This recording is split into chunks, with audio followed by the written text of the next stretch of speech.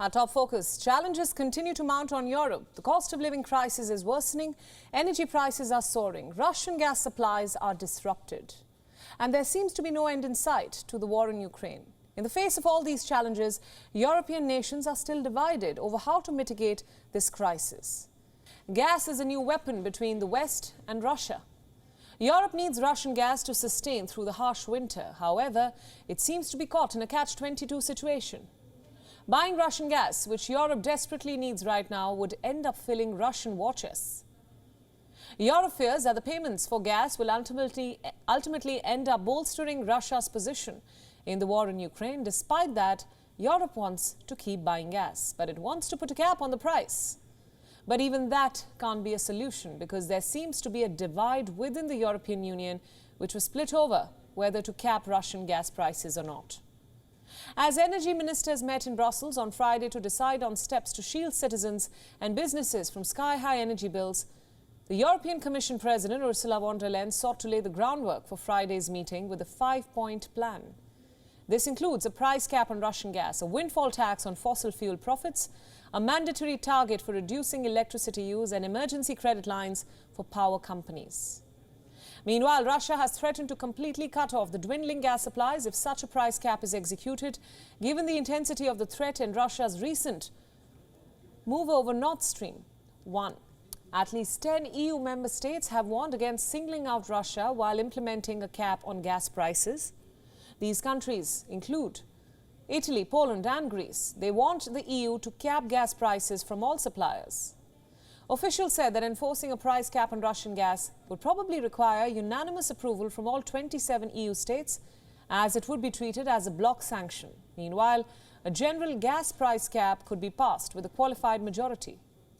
Countries like Hungary, Austria and the Netherlands have voiced reservations even about an overall cap. Europe's scramble for energy does not end at price caps. Many countries are now keen to go back to nuclear power. Poland, for one, has expressed its interest in buying power. And this from Ukraine's nuclear plant. The Polish Prime Minister indicated the same on his Kiev visit on Friday. Ukrainian electricity would help the EU cope with reduced gas supplies from Russia. Meanwhile, energy exports from Ukraine could also help the war-torn nation to increase cash flow to its utilities hit by a drop in electricity usage since the Russian invasion. Ukraine is already selling some electricity to Hungary and Slovakia, along with some 200 megawatts of power to Poland. An additional 1,000 megawatt of electricity could flow via a power cable linking Ukraine's nuclear plant and Poland. This link, idle since the 1990s, is scheduled to reopen by the end of the year after necessary upgrades, but that would meet only a fraction of Europe's energy demand. And with the winter on the horizon, the tensions are rising in Brussels to find a solution, which for now looks bleak, if not impossible.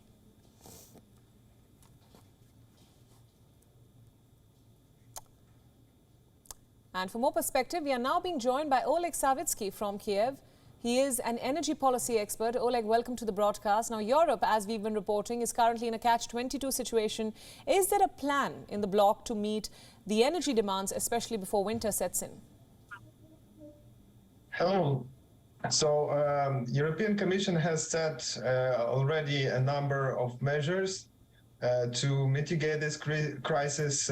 For example, the gas demand reduction target of 15%, and the emergency plan to regulate gas supplies in a situation of complete cutoff of Russian gas supply.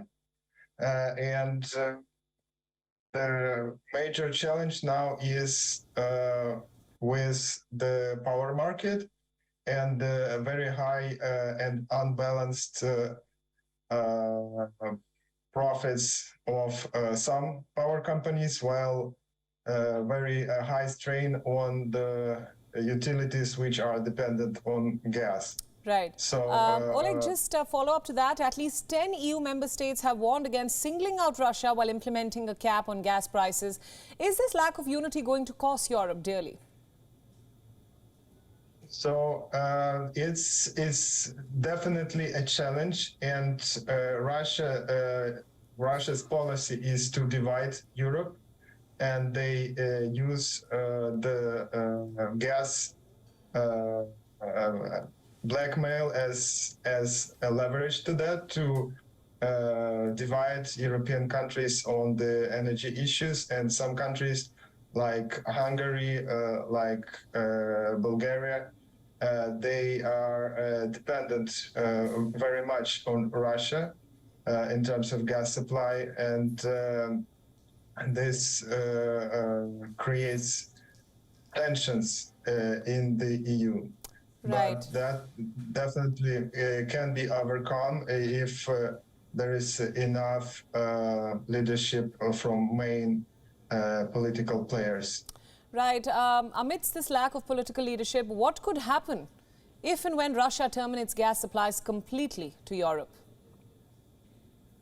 Well, that wouldn't be an end of the world for Europe. Europe still has gas reserves in storage, which would be enough for 2 or 3 months, depending on the winter temperatures.